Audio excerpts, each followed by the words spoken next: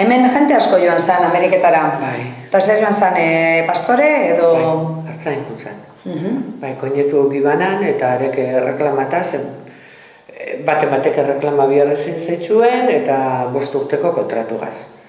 Beti jun izen diez kontratu bategaz, eta kontratue gogorragaz, ez pentseu Ameriketara hartzain juen eta... Ez.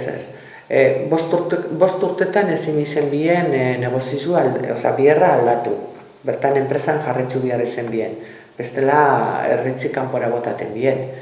Eta ganera enpresak etzen ban papel bat esanez, ez da bihar ginona eta hori. Lehenengo 5 urteetan bertan egon bihar ezen ban. Aida joko puntera inokun zan. Eta nemon bazen lehenengo 5 urtiek. Eta ama gelitzu zen hemen, ospitzeletik urten barri,